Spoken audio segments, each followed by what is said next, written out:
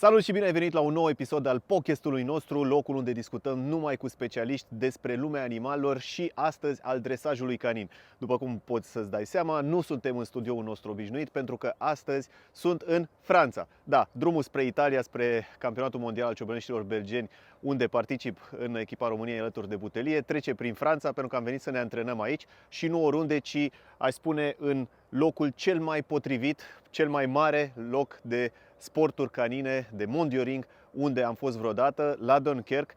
Clubul lui Bernard Junot, Amical Canin, de aici din Dunkerque, este de departe cel mai impresionant loc pe care l-am văzut vreodată în lumea aceasta. Aici, în spatele meu, vezi doar terenul de mondioring. Lângă este un teren de ring francez, două terenuri de agility, un lac artificial unde se fac atacuri prin apă și în spate inclusiv o zonă de dărâmături unde se face search and rescue. Ca să înțelegi amploarea fenomenului de sporturi canine aici și acest club minunat, și vom discuta cu președintele acestui club, care este nimeni altul decât Bernard Junot. Bernard Junot, despre care o să spun un singur lucru și cred că rezumă tot. Are 50 de ani de experiență în dresajul canin. Da, Bernard Junot ne-a primit aici, ne-am antrenat cu oameni de atac de top, cu el care are 50 de ani de experiență și în ring francez, și în mondioring, în dresajul canin. Și astăzi vom discuta despre dresajul canin care te interesează pe tine, cum îți ameliorezi relația cu câinele tău, sfaturi pe care ar trebui să le urmeze oricine își dorește să își ia un câine sau are deja un câine și, cel mai important, vei afla care este cea mai importantă comandă din dresajul canin de la o persoană care are 50 de ani de experiență. Fiind în Franța, fiind la terenul lor, este normal, vom vorbi în franceză. Deci acest episod al podcastului va fi în limba franceză, dar poți să găsești subtitrările. Bucură-te de acest episod special și dă-l mai departe. Vizionare plăcută! Vas-y. On y va? Ben, en tout cas, je vais commencer par te remercier déjà pour l'accueil, Pas de problème. pour ton savoir-faire, pour l'ouverture que tu as à partager ton savoir. Il faut dire qu'on est ici sur, et je n'exagère pas, le meilleur terrain et le meilleur complexe que j'ai vu de ma vie. Peut-être pas dans le monde, je ne sais pas, j'ai pas été partout dans le monde, mais en tout cas, sur ce que j'ai vu en Europe, je ne pense pas qu'il y ait un terrain. Ici, derrière, donc les gens ils peuvent voir sur le caméra juste peut-être un quart du terrain, et ça c'est juste le terrain de mondioring. Comment ça et puis on a un terrain d'agility, un terrain de ring français, peut-être on va les voir après. Ici on est en France, chez toi Bernard. On parlait plus tôt, tu as 50 ans d'expérience depuis que tu as commencé à travailler avec les chiens. Ouais. Alors moi je veux te demander pourquoi tu as commencé. Parce qu'il y a des gens qui ont des passions dans les voitures, dans je ne sais pas quoi, collectionneurs ou dans la vie professionnelle. D'où c'est venu ça? C'est venu un jour, je me promenais en voiture avec ma femme et j'ai vu un Doberman. Et j'ai dit, je veux un chien comme ça. Donc c'est un Doberman qui t'a fait, Ouais. qui t'a inspiré. Ouais. Donc j'ai couru, j'étais en Hollande, j'étais à droite à gauche. Et en fin de compte, j'ai acheté un chien à 30 km d'ici, un Doberman. Et j'allais souvent au parc, à une ville à côté de la nôtre, là, à 7 km. Et il y avait un club d'éducation canine où ils faisaient du ring français. Et ça me plaisait. Donc j'ai dit, quand j'aurai un chien, ben, je vais venir à l'éducation. Donc le temps passe, j'ai mon chien. Et après, j'ai rencontré d'autres personnes qui avaient des Doberman. Et comme c'était assez difficile de travailler avec un Doberman dans les clubs, on a monté avec des copains, avec l'éleveur et puis d'autres copains qui avaient des Doberman, même sans papier, et on avait commencé derrière la caisse d'épargne de Grande-Sainte, on avait commencé à faire un petit terrain d'entraînement, mais la ville ne nous a pas suivis. C'est parce que bon, elle ne trouvait pas nécessaire de faire un terrain de chien. un centre d'éducation canine. Et partant de là, j'ai un ami qui est venu me voir et dit ben, tu n'as qu'à venir au club de Coudekerque, tu seras le bienvenu. Et puis voilà. Donc je suis parti à Coudekerque, j'ai dressé mon chien, mais il y avait un manque. Il y avait un manque parce que le chien ne mordait pas bien, tac, tac. Donc j'ai mis le costume d'homme assistant, anciennement homme d'attaque. Et à partir de là, ben, la passion m'a pris. La Elle t'a mordu passion m'a pris, ouais. Elle m'a mordu. au sens propre du terme. Donc, comme j'étais tuyauteur de métier, j'ai fait des déplacements et je suis allé dans la région parisienne. Et comme j'avais la revue du Doberman Club de France que je recevais, dans cette revue, il y avait toutes les adresses des clubs en France. Et donc là où j'étais logé quand j'allais en déplacement, j'étais pas loin du club de Sainte-Geneviève-des-Bois, qui était à l'époque le plus grand club français. Parce que là-dedans, il faisait du ring, il faisait du campagne, du pistage, enfin il faisait plein de disciplines. Et donc ça m'a plu, j'ai été là-bas, j'ai regardé. J'ai mis la toile pour deux grands champions de l'époque, avec leur berger allemand, Noblesse et Moreau. Je l'ai mis que pendant un entraînement, bien sûr, parce qu'ils m'ont demandé de rester dans la région parisienne. J'ai dit non, moi je repars dans ma petite campagne. Donc je suis revenu. Le peu qu'ils m'avaient expliqué, je l'ai appliqué au club de Coudekerque. Puis après, comme dans tous les clubs, il y a eu une petite dispute entre le président et un copain. Et puis je suis parti avec les copains. J'allais partir avec les copains quand un ami qui tenait un café est venu me voir et m'a dit Monsieur le maire de Grande-Synthe, puis un adjoint, ont demandé que tu montes le club de Grande-Synthe. Et à partir de là, on a eu, ici on est à notre troisième terrain, on a eu un terrain pas loin de la gare qui faisait 200 mètres de long, 42 mètres de large. Ils nous ont mis une belle installation hein, avec toilette, douche, puis un local dans un Algeco, enfin la marque c'est Algeco. Et on est resté là 3-4 ans. Et puis, mais on était excentrés, pas bien pour le public, pour les gens qui viennent éduquer leurs chiens. Oui, oui. Donc j'ai attrapé André Calcoun, qui était à l'époque adjoint au service technique et qui était l'un des bras droits du maire de l'époque, René Carême. Et on a eu une entrevue avec 2-3 adjoints, André Calcoun et puis Albert Puy, qui sont décédés tous les deux maintenant. Et ils m'ont proposé, j'ai dit ok, allez, on y va. Et donc j'ai fait le terrain au bout de 3 ans, le premier terrain, on est déménagé pour aller plus près du centre commercial. Et là on avait la moitié de ce qu'on avait ici, on avait à peu près 4,5 hectares de terrain. C'était bien situé, mais comme les centres commerciaux sont toujours en extension, enfin à l'époque, le terrain était vendu à un hypermarché. Et de ce fait, on m'a dit cherche un autre terrain et puis on va voir. Donc j'avais vu sur un autre terrain qui n'était pas loin de chez moi, donc c'était intéressant quand même. Intéressant, ouais. Mais pouvait faire un beau terrain, mais bien sûr, il y a une zone commerciale qui s'est mise à la place ou qui s'est mise juste à côté, donc j'ai pas pu avoir ce terrain-là. Et j'ai trouvé celui-ci. Celui-ci fait 11 hectares et demi, clôturé avec un terrain de ring un mojo ring plutôt qui fait 200 mètres sur 45, 46 à peu près. Hein. Nous avons aussi un terrain de ring français qui fait 100 mètres sur 50, un peu plus de 50, avec tout dessus, projecteur. Bien sûr que tous les terrains, aussi, ouais. tous les terrains, ils ont projecteur. Et ils vont passer en LED dans quelques mois, là, ils seront tous mis en LED. On a un terrain d'agility, on a 2 terrains d'agility, un qui a les projecteurs dessus et un sans projecteur. Donc on a un étang pour faire du travail à l'eau Et on a aussi un terrain de décombre et de sauvetage. Voilà.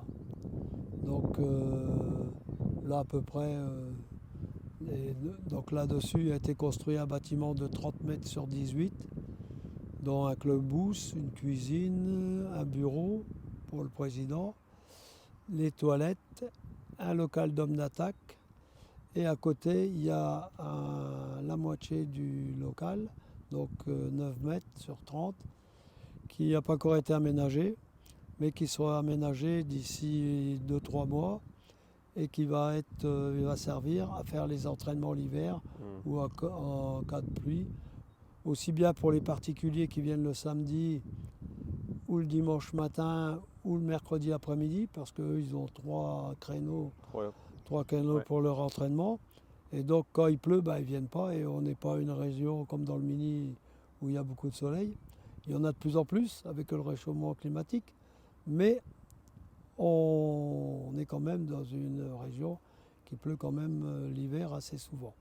Donc là, on est en train de on va faire un local avec de la pelouse synthétique, et après, je crois qu'on aura fait le tour de ce qu'on peut faire dans un club canin. Voilà.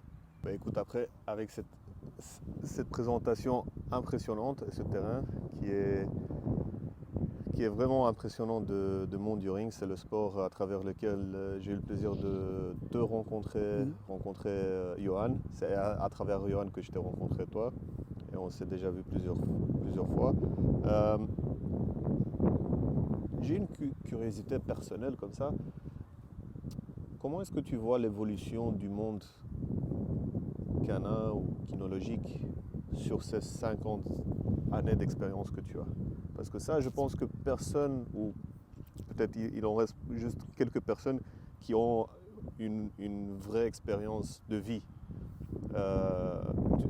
Tu as plus d'expérience avec les chiens que moi j'ai d'années de vie. Comment est-ce que tu vois que les choses ont évolué en France et peut-être même dans le monde? Parce que tu as voyagé, tu connais des gens dans tout le monde.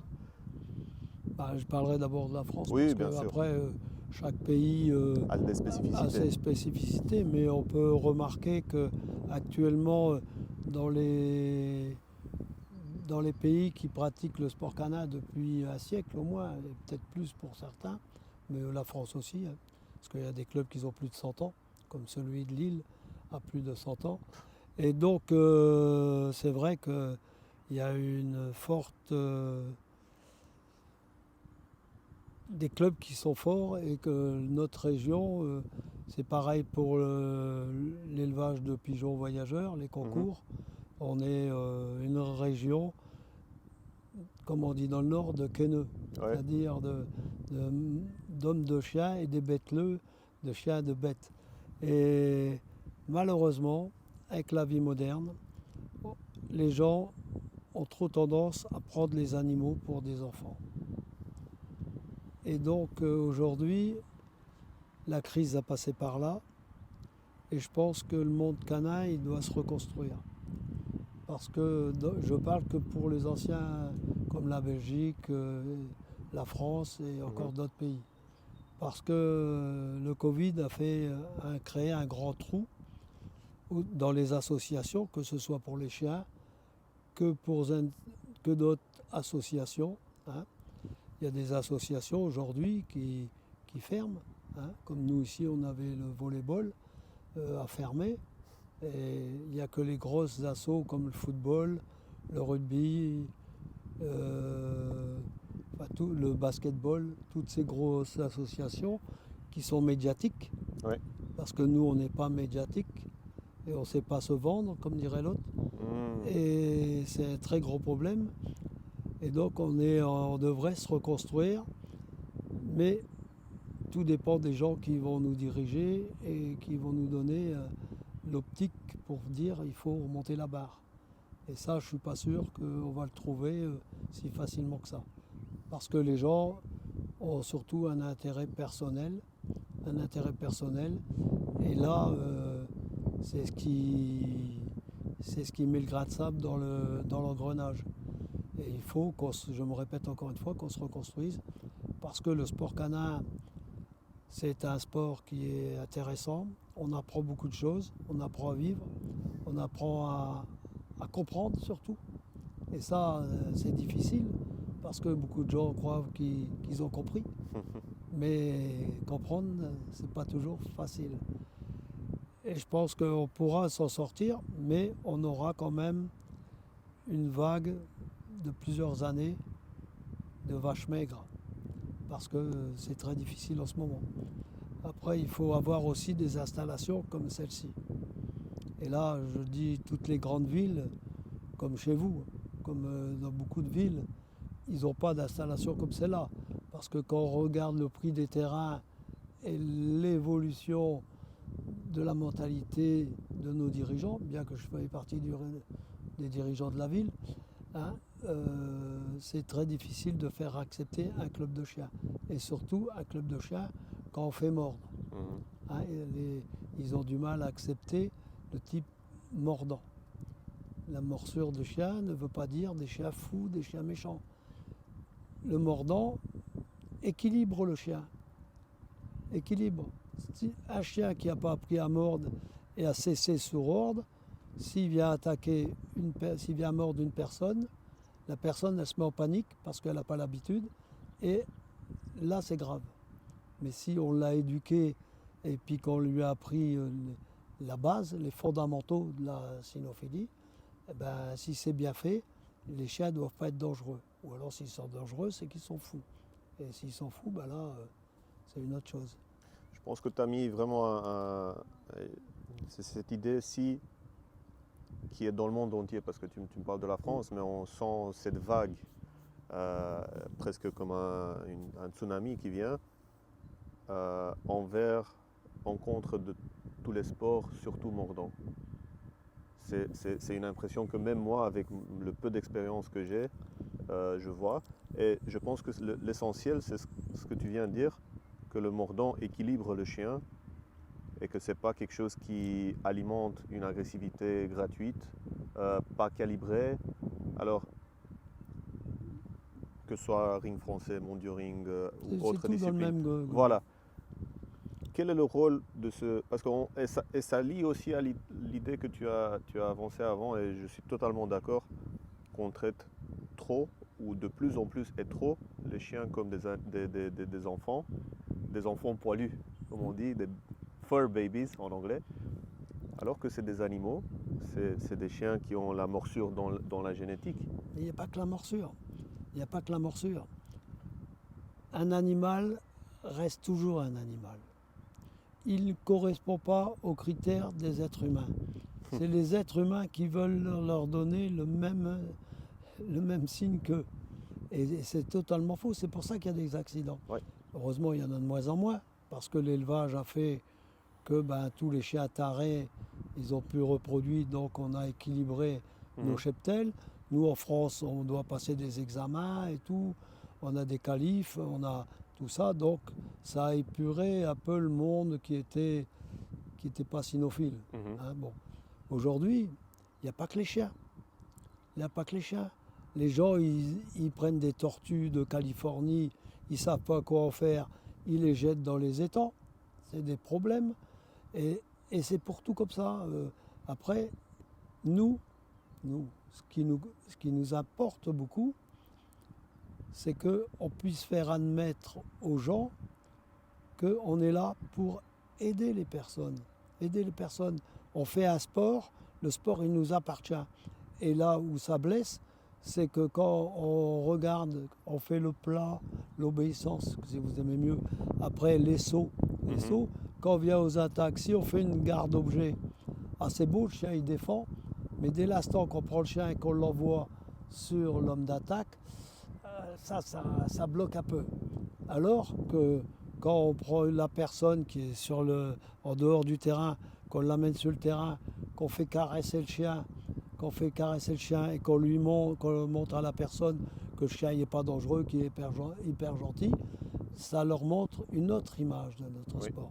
Et le sport canin dans son ensemble, hein, que ce soit le ring ou le mondio ring,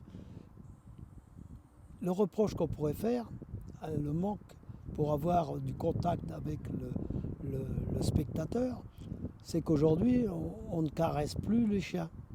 Parce que c'est devenu trop pointu. Trop pointu. Et donc, à un moment, on a dépassé une certaine frontière et donc on a moins en moins de contact avec les gens. On est devenu plus professionnel. On regarde les professionnels maintenant, on tape dans une poubelle, comme dirait l'autre, et il y en a 10 qui sortent. C'est pas pour ça qu'ils sont compétents. Ah, c'est pas ça qu'ils sont compétents. Mais c'est quand même un réel problème. Et on doit amener nos disciplines mordantes à ce que ça se regarde d'un autre œil. Si la personne lambda qui est là derrière les barrières, qui regarde, elle doit avoir une autre image de notre sport. Et ça, on n'a pas su faire évoluer cette image. Et personne s'en inquiète. Mais aujourd'hui, on regarde, on est quand même dans la descente. Il n'y a pas que la France, parce que on est frontalier avec la Belgique. Bien sûr. Donc je regarde ce qui se passait avant en Belgique dans d'autres disciplines, d'autres fédérations qui ne sont pas FCI comme la nôtre. Et j'allais voir un coup de temps en temps leur compétition. Aujourd'hui, c'est pareil, il n'y a plus personne. Il n'y a plus personne et personne se pose la question. Pourquoi ? Parce que personne ne veut se remettre en question. C'est très difficile de se remettre en question. Voilà. Et je pense que pour faire revenir les gens dans les clubs, il faudra travailler beaucoup plus. Beaucoup plus. Voilà, c'est tout ce que je peux vous dire. Moi. Ça c'est. Qu'on fasse une pause pour ça ou... Non, il va le faire. Ouais, ok. Non, il va le faire. Regarde, t'as vu, il a déjà mis la voiture. Ne t'inquiète, ils savent faire. Regarde, ils vont voir avec Robert. Je n'en doute pas. Il vient avec son fils. Ah, ok. Alors, Bernard, qu'est-ce qu'il faudrait faire pour éviter ça? Parce que le scénario que tu décris va vers une élimination de la grande masse des gens. Ouais. Alors que si on regarde, je peux te dire le cas de la Roumanie, tu peux me dire le cas de la France. En Roumanie, tu as à peu près 50% des ménages qui ont un chien. Ouais. On a 4,1 millions de chiens. Selon les statistiques, on n'a pas une évidence claire, malheureusement. Et bon, en France aussi, en Europe, aux États-Unis. C'est partout pareil. Mais les gens, ils voient ces sports canins comme quelque chose de l'élite. C'est la perception que, du moins, que moi j'ai. C'est notre faute à nous. Voilà, qu'est-ce qu'il faut faire? Qu'est-ce qu'il faut faire? Et quels sont les risques à ne pas faire quelque chose? Vers où on va si on n'agit pas? Et comment est-ce qu'on devrait agir pour empêcher ça? Parce qu'il y a un risque de ce que je vois. Tu es inquiété sur ce sujet et à juste raison. Les risques, je sais pas, on peut pas être à un moment, on sera quand tu es dans le fin fond, et pour après il faut avoir les bonnes échelles pour monter le fin fond. De plus en plus grande. Quand tu es au fond du puits, puis que le puits il fait 50 mètres de profond, tu as intérêt à avoir les bonnes cordes pour pouvoir remonter. Donc là, il faut qu'on y travaille. Nous, on a la Société Centrale Canine, elle y travaille. Mais après, il y a aussi nos législateurs. Parce qu'aujourd'hui, nous, avant, on pouvait faire des démonstrations dans notre ville ou dans les villages. Aujourd'hui, il faut une armada de papier, de ceci, de cela. Il faut mettre des barrières normalement de 2 mètres de haut. Enfin, il y a tout un contexte qui ne nous permet plus de faire venir les gens vers nous. Avant, on allait vers eux, on leur montait, on faisait des démonstrations. Comme je disais tout à l'heure, on faisait rentrer les gens sur une gare d'objets où on mettait une petite fille ou un petit gamin de 5-6 ans à la place de l'objet. Et puis le chien, il défendait, donc ça plaisait. Et là, quand on faisait ça, on récupérait 2-3 personnes, 4 personnes, ça dépend. Et on pouvait sensibiliser les gens, justement. Après, il y a le facteur politique, parce que c'est quand même nos politiques qui font nos lois. Qui font nos lois. C'est pour ça qu'on les élit. Donc, nous, on connaît bien, parce que moi, je suis dedans avec mon beau-fils, qui est maire de la ville de Grande-Sainte. Et une ville quand même de 25 000 habitants, donc on connaît du monde, donc on discute. Et nous, ça va, ils nous connaissent, donc pour eux, il n'y a pas de problème, tu Ouais. vois. Mais si c'est une autre personne qui va voir, c'est peut-être pas la même solution. Alors il nous faut des gens qui s'insèrent aussi dans le milieu associatif, mais dans la vie courante de leur ville. Parce que nous, on a le 14 juillet, on a le 11 novembre, et puis quand tu discutes, quand je discutais, parce que je discute de moins en moins de ça, mais quand tu discutes avec des gens, bah, tu vas pas au 14 juillet, parce qu'ils disent ouais, mais nous, la ville, elle fait rien. Mais avant de dire elle fait rien, il faut que tu donnes. Parce qu'il faut savoir donner pour recevoir. Et beaucoup de clubs ne savent pas donner. Ils ne demandent qu'à recevoir. Donc là aussi, il faudrait changer nos mentalités. Après, il faut se dire aussi que bien sûr, il y a des millions de chiens, mais les gens, ils n'en ont rien à foutre. Aujourd'hui, ils prennent un chien pour 5 minutes, et après, ils ouvrent la porte de la voiture, ils s'en vont en vacances, ils le dégagent, et puis ils se retrouvent à la SPA. Aujourd'hui, la télé qui fait le... Ça arrive en France aussi, ça? Oh là là là là, bah, des milliers, tous les ans, c'est des centaines de chiens, des milliers de chiens qui partent. La SPA, qui est l'organisme qui récupère Qui les récupère chiens, les chiens qui errants ou répare les les chiens chiens, sans. ouais. Ouais. Eh ben, ils sont débordés, les malheureux, c'est tous des volontaires, des bénévoles, et ils sont débordés, il faut le dire franchement. Donc là aussi, on prend les Malinois, et ça se passe aussi en Belgique, parce que j'ai des copains qui sont dans la police en Belgique, et ils nous disent c'est le même problème. Il y a des chenils, ils ont une trentaine de Malinois. Une trentaine de Malinois dans le chenil, parce que les gens, ils voient la police avec un Malinois. Avant, c'était les berges allemands. Quand il y avait des berges allemands qui n'avaient pas beaucoup de Malinois, ben, ils disaient oh vite, je vais prendre un ratata, parce qu'il y avait un feuilleton, c'était Oui, oui, ratata. oui. Donc on va prendre un ratata. Alors ils prenaient le chien, et puis après, bon, on l'envoyait quand même à l'SPA. Mais aujourd'hui, c'est un truc de fou. En Roumanie, c'est la même chose. C'est un truc de fou. Ah, je veux ce chien-là, parce qu'ils ont peur de ça, ils ont peur de ça. Et donc, ils prennent un Malinois, mais il n'y a pas que les Malinois. Un chien, il faut le prendre en fonction de sa personnalité. On ne prend pas un chien parce qu'on l'a vu à la télé qui cherchait de la drogue ou qui montrait les dents avec la police avec une muselière. C'est pas ça. Un chien, on le prend, et un chien, on l'a pour 14 ans, minimum. Moi, tous mes chiens s'en vont après 14 ans. Malheureusement, je ne peux pas les garder plus longtemps parce qu'ils sont atteints par l'âge. Et ils sont comme nous, ils attrapent la maladie comme moi que j'ai déjà eu. Donc, il faut comprendre ça. Donc aussi, nos législateurs, je reviens à eux parce que c'est eux qui ont l'importance. À chaque fois qu'il y a un chien, il devrait aller dans un club d'éducation. Que ce soit obligatoire. Que ce soit obligatoire. Tu le vois comme un. Je pourrais faire le parallèle avec les voitures, comme Les voitures. un permis de conduire. Un permis de conduire. Et il faut pas... Parce que pour la voiture, tu peux la garder chez toi. Je veux dire, tu l'achètes, tu la tiens dans ton garage. Mais si tu sors dans la rue, tu dois avoir une assurance obligatoire. Ouais. Tu dois avoir une carte d'origine de la voiture. Ouais. Tu ne peux pas acheter une voiture d'une marque qui ressemble, mais tu n'as pas les papiers d'origine. Et si tu roules avec la voiture, tu ne peux pas rouler sans permis de conduire. Alors que nous, ces trois conditions-là, bon, l'assurance, un peu moins, mais je pense que la meilleure assurance, c'est l'éducation. Et tu la payes une fois et tu l'as pour toute la vie si tu fais le... Mais ces conditions-là, l'origine de chiens et le permis de conduire, ça, on les a pas. On doit obliger les gens, malheureusement. Et ben là, on verra peut-être moins de chiens. Peut-être au début, on aura beaucoup qui vont partir à la SPA. Et donc, il y aura beaucoup de chiens qui partiront plus après la SPA. Parce que les gens, ils feront attention. Et quand nous, on est ici pour éduquer les chiens, mais en premier, on doit éduquer les personnes. Et ça, ils doivent bien comprendre.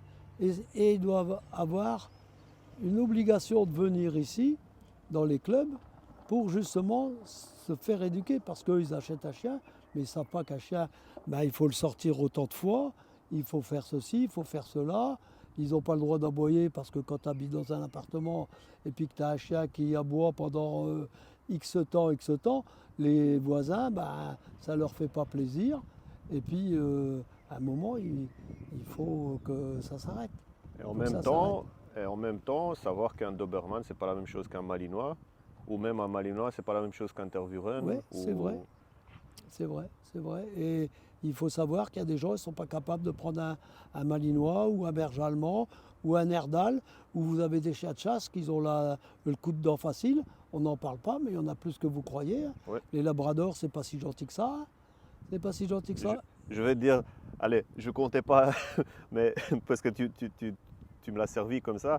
Le dernier chien qui a essayé de me mordre, c'est un Labrador. Ouais, Un petit, hein, ouais, ouais, 6 mois. ouais, ouais. Et donc, il faut savoir qu'il n'y a pas que les Malinois qui mordent. Tous les chiens, ils mordent. Ils ont des dents. Ils ont des dents. On n'arrive pas à y croire, mais ils ont des dents. Ils ont des dents. Et ils Donc, les utilisent parfois. systématiquement plutôt, excusez-moi, il faut que le chien ait une éducation. Et il faut d'abord éduquer le maître, je reviens à ça. Et une fois que le maître il est éduqué, il sait ce qu'il faut faire avec son chien. Ouais.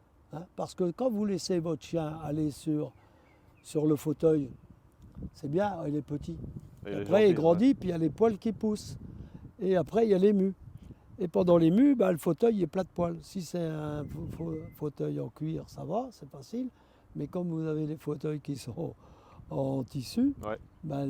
les poils s'incrustent. Alors un jour, je sais pas, la dame, elle arrive, elle dit oh, j'en ai marre, elle prend le chien, elle le tire comme ça. Et le chien, lui, il mord, mais c'est pas mordre. Il prend la main, il prend le bras comme ça, il le serre et il dit hey, t'arrêtes, Laisse-moi. laisse-moi, c'est normal, vous l'avez laissé faire toute sa vie, au début de sa vie.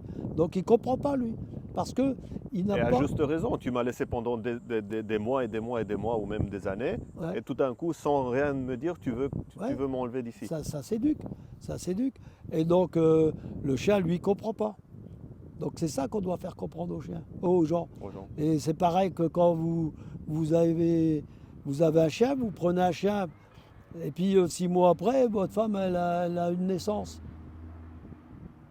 Il y a une adaptation, il faut faire comprendre au chien que le bébé qui est arrivé, il fait partie de la famille et qu'il fait partie comme lui de la famille.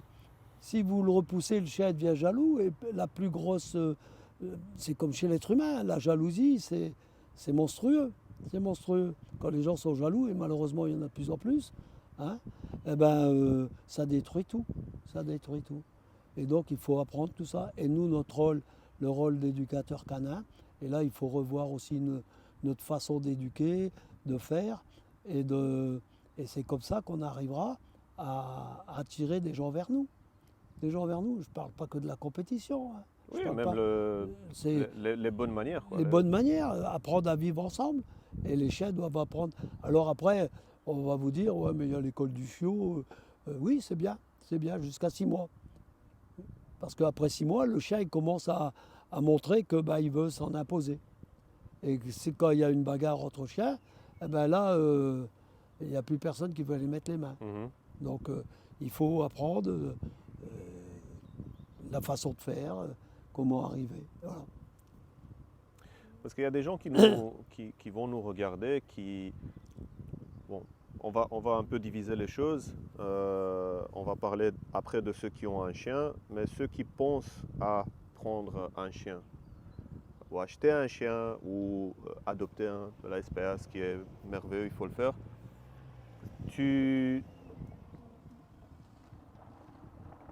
Qu'est-ce que tu leur donnerais comme conseil avant de prendre un chien? Moi, ce que je dis tout le temps, maintenant, on voit moins, mais quand on avait un autre terrain plus près du centre commercial, donc on avait des gens qui venaient plus souvent que maintenant ici, qu'on est un peu excentré, c'est qu'avant d'acheter un chien, il faut regarder le temps qu'on peut lui consacrer.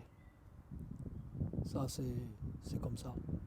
Parce qu'après, on se dit on n'a pas le temps, puis après, on le met en dehors de la voiture. On pense tous à la question financière en général. Combien ça me coûte le chien, combien ça me coûte Non, la moi, je nourriture, pense pas. combien ça me coûte le vétérinaire, mais on Non. pense jamais ou peu ou très peu au temps qu'il faut alloquer au chien. Alors, les gens, ils pensent à rien. Ok, bon, Les gens, ils ne pensent pire pas. encore. Les gens, ils ne pensent pas. Les gens, ils ne pensent pas. Quand tu as des gens qui gagnent 1 500 € à peine par mois et qu'ils achètent un chien de 1 500 €. Donc il faut arrêter un moment. Il faut arrêter. C'est Euh, comme la voiture, ils ont pas d'argent ben voilà, et pour avoir une maison, mais ils achètent une voiture juste parce qu'on la voit dans la voilà, rue. ouais. C'est comme le chien, tu t'achètes un malinois parce que voilà, les gens ils vont te regarder dans la rue, ils vont dire ah c'est un malinois, tu n'arrives pas à le contrôler, et après Nous, quelques mois ou quelques années, il y a un accident qui nous, arrive, tu l'envoies à la SPA. on le voit souvent ça. Et donc, il faut se dire une chose, c'est que c'est pas une question, ils achètent. C'est un coup de foot, c'est un truc, j'en veux un, tac. Et donc, où le gosse, il en veut, l'enfant, il veut un chien, et puis, ah maman, je veux un chien. Ils vont dans les foires aux chiens, qui est un truc qui devrait être interdit. Il devrait être interdit. Et là, il n'y a pas une loi qui interdit, parce que... Et, ou alors, il faudrait vendre avec des papiers, hein, Voilà. avec des papiers. Donc, ils vont chercher ça à droite, à gauche, à des prix exorbitants. Des chiens qui n'ont pas souvent de lignée. Hein, de lignée. Et donc ça c'est dangereux. Ça c'est dangereux. Il faut réglementer ça encore plus sérieusement. C'est que tous les chiens devraient être pucés. Même ce qu'on appelle vulgairement le bâtard, un Mhm. chien sans papier, sans carte d'identité si on pourrait dire. Et donc tous les chiens. Et les chiens devraient venir dans les clubs, je me répète, venir dans les clubs. Ça devrait être une obligation, comme pour la voiture, tu l'as dit tout à l'heure, avoir un permis, c'est un permis de détention. Quand les chasseurs, ils ont un permis de détention pour chasser, ceux qui font du tir dans les stands, ils ont aussi un permis, donc ça devrait être obligatoire. Oui, parce Et que les là, risques ils sont très grands lorsque tu es avec un chien pour lequel tu as une responsabilité pour lui en tant qu'être avec une âme. Oui, c'est ouais, pas, faut pas aller chercher plus loin que ça, mais ça peut se transformer, et tu as dit, comme une arme, mais le problème avec l'arme, c'est que c'est un outil. Ça n'agit pas tout seul en général. Il faut que quelqu'un appuie. ouais. La voiture aussi, il faut que quelqu'un mette les clés dans le contact et qu'elle roule.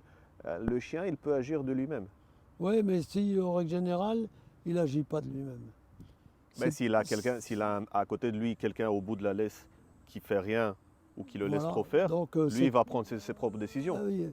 Donc le chien, à un moment, le chien, c'est... Je voudrais qu'on revienne sur le truc, l'achat du chien. Les gens, ils ne pensent pas à tout ça. Ils veulent le chien, ils l'achètent. Et après seulement, il faut aller chez le véto, comme tu as dit. Il faut la bouffe, il faut ceci, cela. Donc au bout d'un moment, après le chien, ben, il aboie, il fait ceci, il fait cela, il n'est pas éduqué. Donc qu'est-ce qu'ils font? Ou ils leur donnent à un copain, et s'ils n'arrivent pas, ben, le chien il s'en va. Parce que souvent il n'est pas tatoué, il n'est pas pucé, il n'y a rien du tout. Donc si les chiens ils étaient tous pucés, tous les chiens qui vont à la SPA, on saurait à qui ils appartiennent. Et là les gens feraient plus attention. Plus attention. Voilà, c'est tout. Parce que ces personnes-là, en fait, et d'ailleurs, ce qu'elles font, c'est pire que ça. Parce que tu vois, ils prennent un chien, ils le détruisent ou voilà, ils l'envoient à la SPA et puis ils ne s'arrêtent pas. Ils en reprennent un autre. Ah, Parce ils en que c'est prennent la un faute autre, du chien. ouais, ouais. C'est le chien c'est le malinois qui Ah mais est. ça je l'ai vu il n'y a pas longtemps ça. Ah oui, Ah ouais, ils ont mis le chien à la SPA, ils n'en voulaient plus, et puis 3 mois après, ils sont revenus avec un autre. Et c'était la faute du chien. Ouais, toujours. mais ouais, C'est c'est toujours la toujours. faute Donc du chien. après, si nous, les lois, ils feraient que ah ben, tous les chiens seraient obligés d'aller dans des clubs, et puis avoir un carnet, et puis délivrer une autorisation. Bon là, ça responsabiliserait nos clubs, tu vois. Mais comme quoi, que c'est un chien agressif, parce qu'il y en a. Moi, j'ai vu des chiens venir ici, et quand j'ai dit au maître, mais votre chien, une fois dans le local, comme ça, je dis au gars, ton chien, il est agressif. Ah non, non, il n'est pas agressif. Mais lui, il devenait plus agressif que son chien. Ah oui, ok, il transmettait même Voilà, donc l'énergie. je dis, c'est tout. Ben, je l'ai revu il n'y a pas longtemps, et le chien, je pense pas que c'est le même. Tu vois? Hmm. Je pense pas que c'est le même chien. Donc c'est ça aussi le problème. Il faut arriver à régler ce problème parce que c'est pas logique. C'est pas logique qu'on prenne des chiens et ils se retrouvent. C'est comme s'ils allaient à l'abattoir. Hein. Ben, leur vie, elle est morte quand ils vont à la SPA, à part pour ceux qui sont adoptés. Mais tous ceux qui. Même ceux qui sont adoptés, Bernard, parce que ceux qui sont adoptés, de un, on ne connaît pas très bien l'historique. Donc, Ah, allez, mais moi, j'ai une bonne histoire là-dessus. les 6 mois ou l'année qu'il a passé, les années qu'il a passé avec une famille, on ne sait pas ce qui s'est passé. Il s'est fait taper, il ne s'est pas fait taper. On l'a laissé dans le canapé, Ouais, on l'a attaché à exactement, une ouais, chaîne. ouais. Puis il passe dans une prison parce que les SPA, je respecte aussi les volontaires et tout ça, mais ça reste une prison. Ouais. C'est un Euh, traumatisme pour le chien. Et Ouais, ça c'est traumatise. vrai, c'est vrai. Et puis il arrive chez un privé, pas chez quelqu'un comme toi qui peut regarder avec son œil et comprendre jusqu'à un certain point Mm. les comportements d'un chien. Et puis, en fait, et ça détruit même les personnes qui ont des bonnes intentions. Parce que aller adopter un chien, c'est une belle intention et je félicite tous ceux qui font ça. Mm. Mais ça rentre dans un cercle vicieux et les victimes, c'est premièrement les chiens, mais après aussi des familles. Tu me disais, tu avais une histoire sur ça. Moi, j'ai eu un ami, maintenant qui est devenu un ami, il y a une trentaine d'années. Il a été chercher à croiser Labrador avec je ne sais plus trop quoi. Et puis je ne connaissais pas cette personne, elle est venue s'inscrire pour faire de l'éducation. Et je regarde, et je dis, toi ton chien est dangereux. Il me regarde d'un air dire, il est fou ce mec-là. Je dis, fais attention, ton chien c'est un dangereux. Tu vois. Et j'avais apprécié ça. Je regardais son chien, il avait les yeux vifs. J'avais l'impression que c'était un chien qui était fou. Et puis bon, ça passe, les mois passent. Et un jour, on était dans le local, et je regarde par la fenêtre, et je dis, hey, le chien, il est en train de mordre ton fils. Et heureusement, le gamin, c'était 1,80 m, tu vois, une armoire à glace, comme dit l'autre. Et puis, il arrive à se défendre. Le père a couru, il a pris le chien, il l'a secoué, et puis il l'a tenu comme ça pour pas qu'il morde non plus, parce qu'il faut le temps que le chien il redescende, il se calme, il redescende. Et ils l'ont reconduit là où il venait. Et là où il venait, les gens disent oh non, non, il est gentil, non. Il dit... Alors je lui avais dit d'ailleurs, parce que ils ont mis 8 jours avant de prendre la décision d'aller le reconduire de là où il venait. Oui, c'est dur, c'est une dure décision. Mais... Donc moi je leur ai dit, écoutez, il va remordre. Et quand ils sont partis voir l'association, ils disent non, je ne veux plus, parce que le chien il va remordre. Alors ils ont avoué, ça faisait 3 fois qu'ils mordaient des gens. C'était le 4e propriétaire. Non. Ouais. Et ils l'ont fait piquer. Parce que moi, le gars, il a dit, moi je lui ai tout expliqué ce qu'il devait dire. Je lui ai dit, tu leur dis que de toute façon, si le chien il venait à mordre et que l'accident était très grave, que toi, tu les prévenais que le chien il était incontrôlable. Et donc, tu témoignerais que le chien était... Oui, bien sûr. Et du coup, ils l'ont fait euthanasier. Et c'était la seule chance qu'il pouvait avoir, parce qu'il aurait remordu des gens. Comme tu dis, ce chien-là, il était traumatisé. Et peut-être, au départ, ils auraient été dans un club, tac, il leur expliquait de faire ça, ça et ça, le chien, il serait resté dans sa famille et il serait mort de sa propre mort. Je vais vérifier une chose. Ah, super.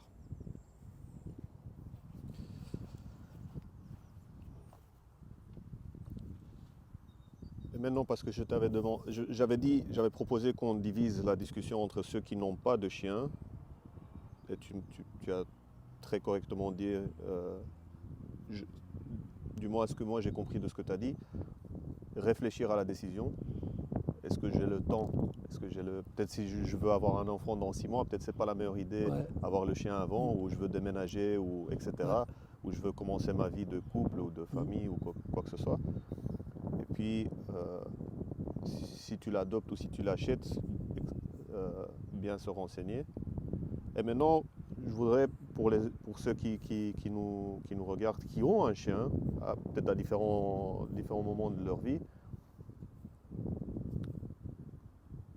quel serait ton conseil, à part celui que moi j'ai compris et je pense que c'est l'idée principale, venir dans un club où, et ça j'ai bien aimé ce que tu as dit, venir dans un club où qu'on t'apprenne à éduquer toi-même ton chien. Pas venir dans un club où toi, Bernard, tu prends le chien et tu peux certainement en 1 mois ou en 2 semaines lui faire comprendre des choses, mais Après, toi, tu as ton chien à toi ou tes chiens à toi. Le chien, il va passer ses 14-15 prochaines années avec la personne. Oui, mais c'est pas parce que toi tu l'éduques que la personne va savoir l'éduquer. Voilà. Parce que ça, c'est trop facile.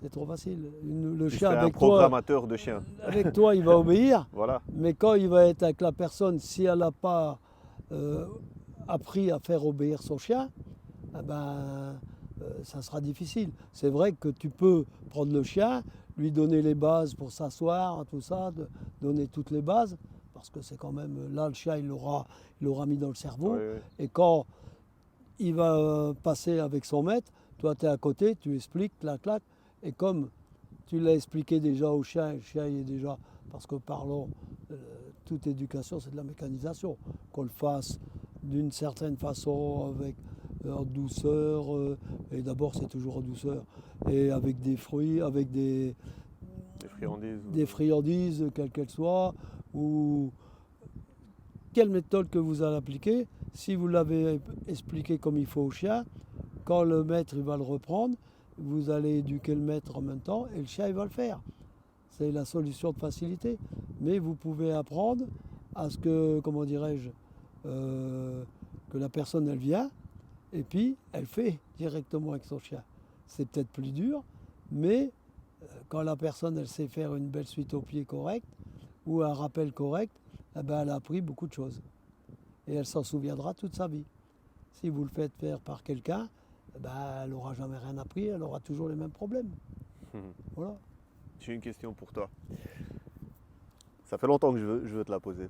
Quelle est, s'il y en a une, mais je suis sûr, tu connais les histoires où si tu vas sur une île, tu peux prendre juste 3 objets avec toi.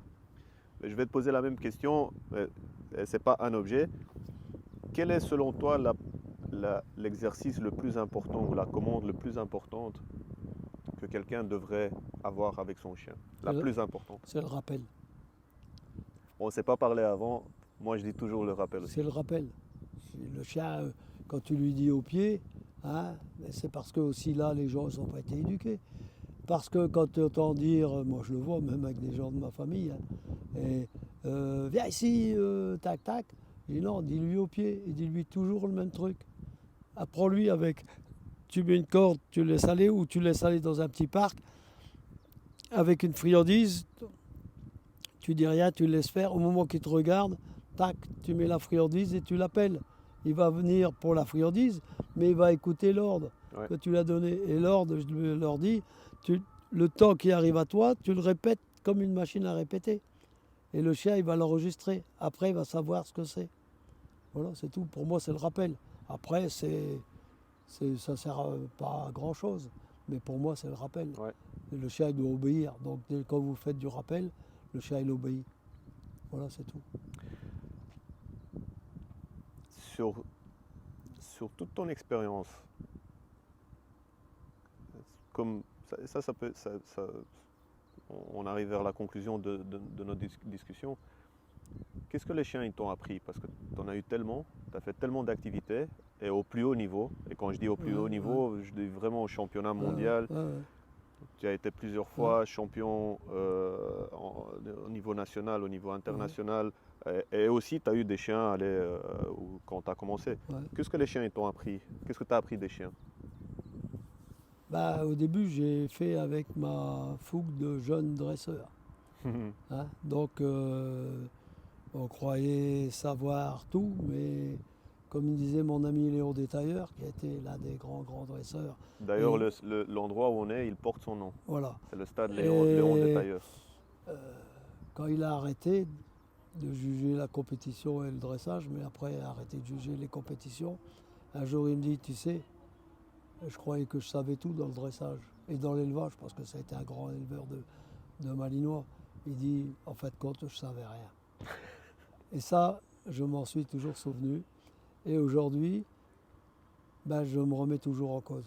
Quand je dresse, enfin, moi je veux bien dire dresser parce que sans ça, c'est pas... Oui. Hein. Quand je dresse un chien, je le dresse en fonction du chien que j'ai devant moi. J'ai ma méthode, mais ma méthode fait que si c'est un bosseron, comme j'essaye de de monter un bosseron pour la compétition, hein. Donc si c'est un bosseron, je travaille avec la qualité de la race. Hmm. Parce que c'est vrai, un malinois, on en prend 10, c'est à peu près pareil, hein. Si on prend un terbure, comme disait Villain, Marc Villain, qui est l'un des meilleurs dresseurs français, il disait, tu verras, tu as un terbure, tu verras, c'est différent d'un malinois. D'un malinois, alors que souvent on dit un tervurin, c'est un malinois plus poilu. Ouais, ouais. Mais Non, c'est non, pas non. du tout la même chose. Non, non, ça n'a rien à voir. C'est deux races En fin de différentes. compte, c'est deux races différentes. Et donc, il faut travailler avec la race. Et quand vous achetez un chien, on en revient de ce qu'on disait tout à l'heure, Oui. le chien, il faut le travailler avec la race que vous voulez acheter. Chaque race a ses avantages et ses inconvénients.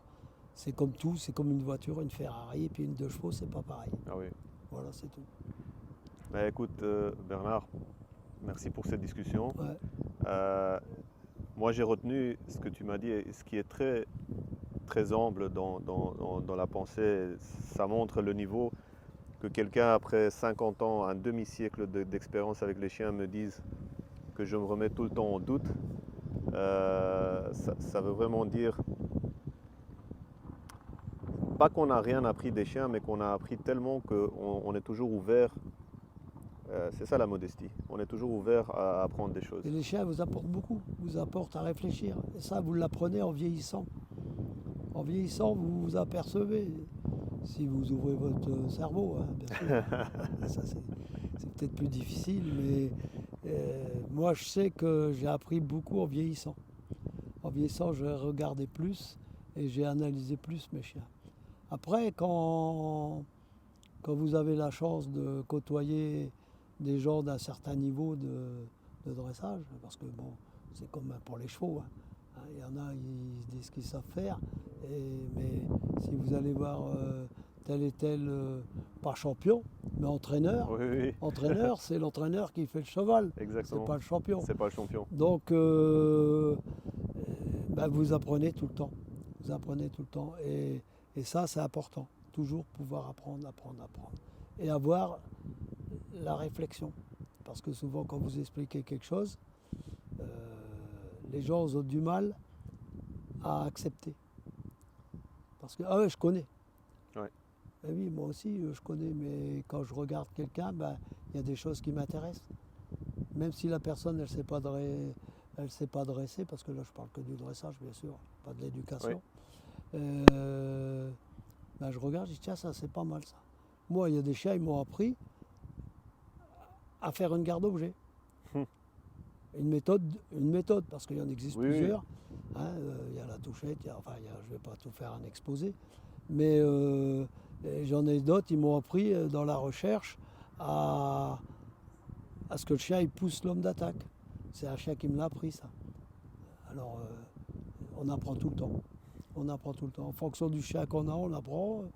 Là, je dis, je fais un bosseron, j'irai peut-être au bout, hein. J'irai peut-être pas au bout, mais je vais essayer d'aller jusqu'au bout, parce que tout le temps, même si j'ai de l'âge quand même, mais tout le temps qu'on va apprendre avec, qu'on va travailler, qu'on va lui éduquer, lui, il va nous apprendre. Ouais. Parce qu'il n'aura pas à faire que ça soit pareil qu'un autre chien. Et ça, c'est important. Et se remettre en question, c'est très important. C'est ce que j'avais du mal à faire avant, mais maintenant, j'ai bien compris. Et tu me l'as appris à moi aussi, et ça, Voilà. je ne vais jamais l'oublier. Merci Voilà. beaucoup, Bernard. De rien, c'est moi qui te remercie. Merci. Voilà.